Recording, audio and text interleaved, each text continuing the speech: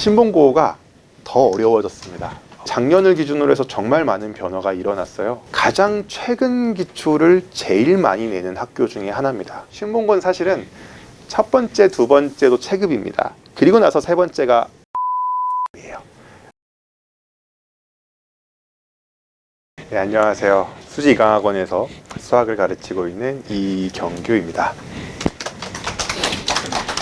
어쨌든 이제 신본고등학교가 이번에 되게 인기가 높았다고 알고 있습니다. 그렇죠? 그래서 일단 되신 거를 축하드리고요. 제가 그때도 이야기를 드렸지만 뭔가 트렌드가 홍천고, 신본고, 성복고 이쪽으로 뭔가 방향성이 바뀌어 가고 있다라고 이야기를 드렸어요. 근데 저희가 이제 간담회를 할 때 어떤 학교마다의 변화라는 것들이 있는데 사실 그렇게 큰 변화는 여태까지 없었습니다만 대부분의 학교가 제가 개인적으로 느낀 거는 신본고등학교가 변화가 가장 큰 학교 중에 하나가 아닐까 싶습니다. 그래서 아무래도 학생들의 변화가 좀 많이 일어나다 보니까 학교에서도 그 상황에 맞게 이제 적응을 해야 되기 때문에 학생들의 실력이 그만큼 올라갔으니까요. 그래서 작년에 좀 개인적으로는 좀 변화가 많은 학교 중에 하나였다고 생각을 하고요. 2년 전에 데이터만을 바탕으로 해서 신본고를 판단하는 건 좀 문제가 있다고 생각을 하고 가장 최근에 학교 시험이 어떻게 나왔는지를 한번 생각을 해볼 필요가 있고요.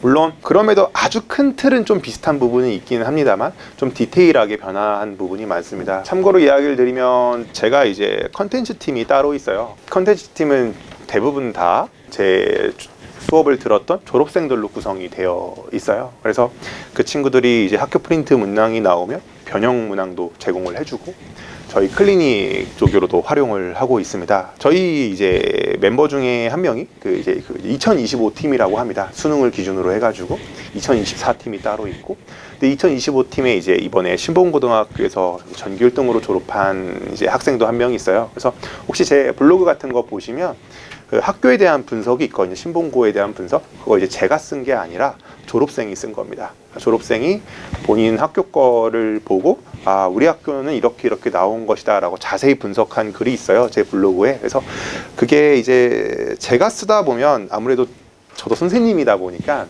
자꾸 쉽게 보려는 경향이 있어요. 근데 이제 학생의 입장에서 졸업생의 입장에 써놓은 게 있거든요. 블로그에. 그래서 한번 보시면 아마 큰 도움을 받을 수 있지 않을까 싶어요. 그래서 고1이든 고2든 졸업생이 신본고는 이렇게 대비하는 게 좋다 이렇게 써놓은 글들이 있을 거예요. 그래서 그거 한번 찾아보시면 좀 큰 도움이 될 거라고 생각이 들고요. 네, 그래서 수지지역 시험은 어렵다, 이거 모르는 학생은 없을 것 같고 학부모님들도 없으실 것 같습니다.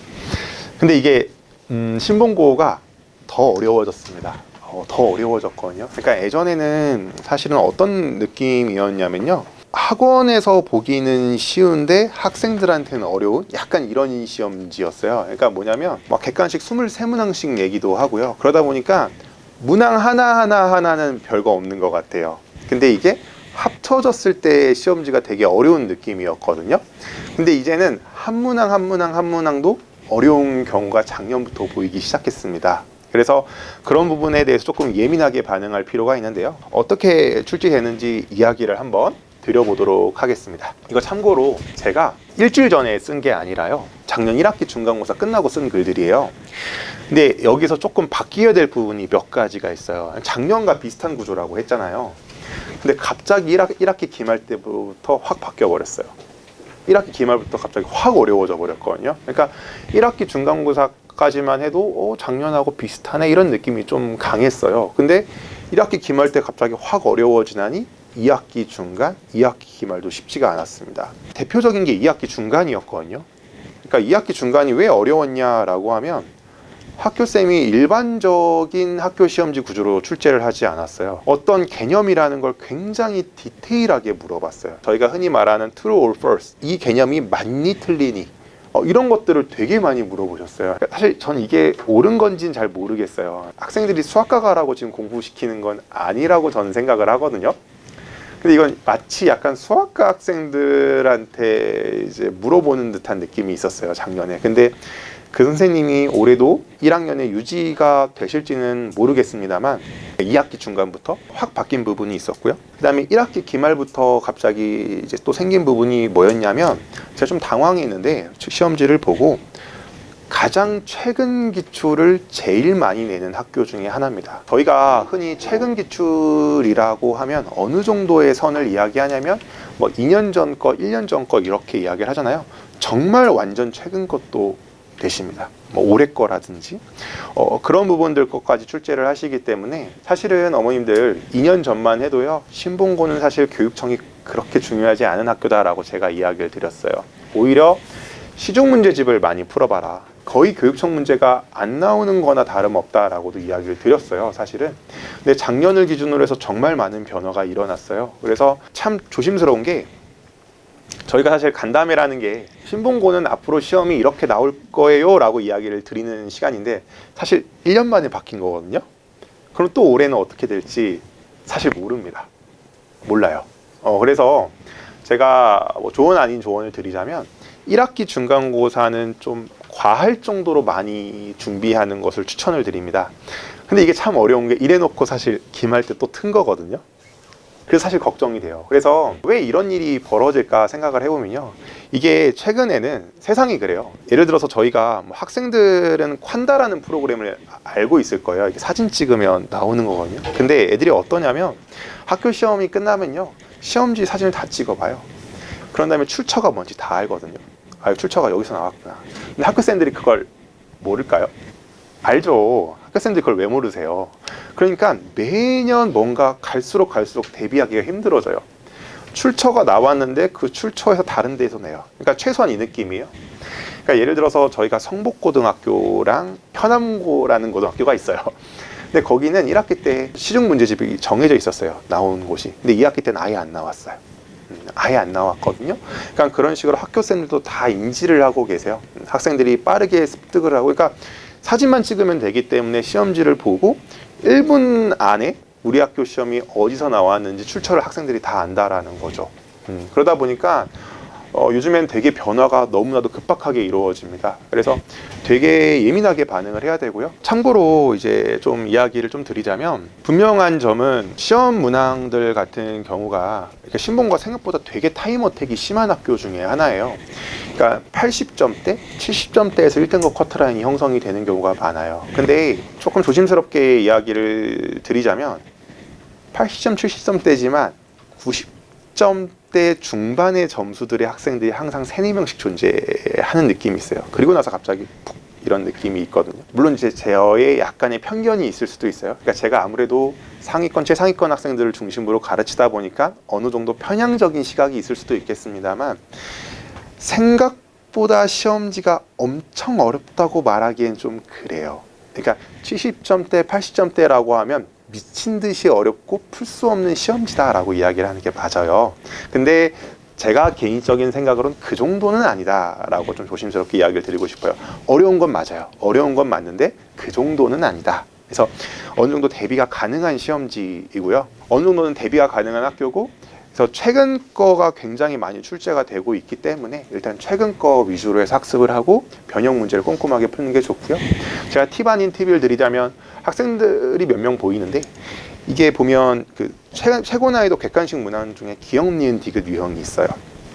그런 것들을 어떻게 바꾸냐면 소문항 1, 2, 3번으로 바꿔서 출제를 합니다. 조금 관심 있는 학생은 무슨 말인지 바로 알아먹을 거예요. 그러니까 기억번에서 참거짓을 결정하고, 니은에서 참거짓을 결정하고, 디귿에서 참거짓을 결정하는 건데, 거기에 있는 기억, 니은, 디귿을 이제 소문항 1번, 2번, 3번으로 다 참인 구조로 바꿔가지고 이제 출제를 하는 거죠. 그래서 그런 식으로 출제를 하기 때문에 그런 것들을 조금 더 꼼꼼하게 학습을 하면 신봉고에서 좀 도움이 될 수 있지 않을까 싶습니다. 그래서 여기에 써 있다시피 제가 이런 거를 이야기를 해줘도요, 가장 중요한 거는 그 문제를 풀 수 있는 시간이 남아야 돼요. 그래서 신봉고는 사실은 첫 번째, 두 번째도 체급입니다. 그리고 나서 세 번째가 이제 자료 싸움이에요. 일단 빠르게 해결이 가능해야 됩니다. 그래서 문항들 자체가 항상 저희가 이야기할 때 어떤 문제 풀이 같은 방법이 있을 때 어떤 이런 논리 체계 같은 것들이 있다라고 해볼게요.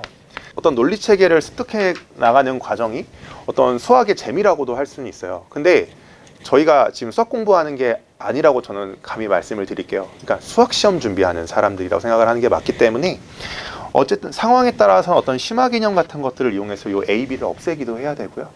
상황에 따라서는 이렇게 A, D, E 이렇게 이제 답을 할 수 있는 구조도 강제로라도 만들어 놔야 됩니다. 그러니까 거칠게 말해서 찍는 법이라도 맞춰놔야 돼요. 제가 학생들한테 이제 흔히 이야기할 때 오메가 플러스 바 오메가면 도저히 모르겠으면 x제곱 마이너스 x 더하기 1은 0에 2차 방정식의 두근의 곱이지 않을까? 그냥 그렇게라도 찍어서 맞춰라 라고 이야기를 하거든요.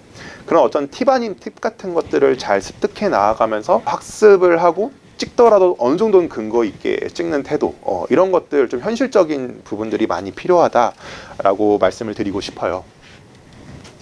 그래서 분명한 점은 시중 문제집도 나오기는 합니다. 근데 이게 제가 조금 조심스럽긴 하지만 이게 개정이 되었잖아요. 그럼 개정이 되었을 때 가장 큰 특징 중에 하나가 생각보다 시중 문제집에서 많이 출제되는 경향이 보입니다. 왜냐하면 시중 문제집도 어떻게 되죠? 문항들이 개정이 됩니다. 그래서 문항들이 개정이 되면서 새로운 문항들이 추가가 되거든요. 그러면 학교 선생님들도 그런 새로운 추가된 문항을 학교 시험에 출제를 하는 게 부담이 확실히 덜합니다. 다른 학교에 출제된 적이 없을 가능성이 높기 때문이죠. 그래서 어떠한 시중 문제집의 중요성이 그 이전보다는 더 올라갈 가능성이 높다, 이렇게 생각하셔도 돼요. 그래서 어떠한 걸 이해를 하실 때는 좀 큰 맥락 속에서 이해를 해보시면 좀 힌트를 얻을 수 있지 않을까 싶습니다. 지금 개정이 되었는데 저는 이제 조금 조심스러운 걱정 같은 게 하나가 뭐가 있냐면, 지금 뭐 기하라든지 미적분, 그게 수능 시험 범위가 아니잖아요. 그러면 이게 투트랙으로 준비를 해야 되는 문제가 발생을 합니다. 수능은 수능대로, 내신은 내신대로. 그래서 오히려 최상위권 학생들 같은 경우는 되게 힘들 수가 있어요. 그래서 제가 그 고민이 돼서 이번에 방학 때 좀 선행을 거의 최초로 했거든요. 제가 여기 개원 멤버라서 선행을 해본 적이 한 번도 없어요. 무조건 눈앞에 있는 것만 하는 중인데, 이건 너무 뭔가 많이 바뀌었고 조금 앞서 나갈 수 있으면 앞서 나가는 게 좋다라고 저는 생각을 했어요. 그래서 과감하게 한번 질러본 건데요. 확실히 학생들이 죽으려고 하긴 하더라고요. 아무래도 많이 힘들어하는 것 같습니다. 그래도 이게 반복하다 보면 전 분명히 좋아질 수 있을 거라고 믿고요. 더 큰 맥락에서 생각을 해보시면 대학교에서는 그러면 내신을 더 중요하게 여길 수밖에 없을 것 같습니다. 왜냐하면 최상위권 학생들 같은 경우에는 인서울을 목표로 한다라고 하면 미적하고 기하를 선택을 해야만 할 겁니다. 대학에서 원할 거니까요. 근데 그걸 이제 아예 안 하겠다라는 어떤 분당의 어떤 학교가 있으면 이슈가 있긴 한데, 뭐 그런 건 제외하고요. 만약 그런 일이 있다라고 하면 압박을 가하셔야 됩니다. 열어놔라. 안 열면 문제가 될 수 있다. 이렇게 이야기를 하셔야 됩니다. 왜냐면 실제로 뭐 어떤 학교라고는 이야기를 하기는 좀 힘들겠지만, 이전에 확통을 선택할 수 있고 선택을 안 해도 되는 학교가 있었어요. 근데 확통을 선택을 안 한 학생은요, 최상위권임에도 불구하고 이상하게 수시가 다 떨어지는 경향이 있었어요. 그러니까 어떤 수학이라는 과목은 웬만하면 놓치지 않고 다 선택하는 것을 전 추천을 드리고요. 대학교에서 그걸 원하죠. 이과생이라는데 그러면 어떡하겠습니까? 그리고 어머님들이 생각하는 것보다 대학교는 똑똑하다라고 생각을 하셔야 돼요. 뭐냐면 가끔씩 이제 이런 학생들이 있어요.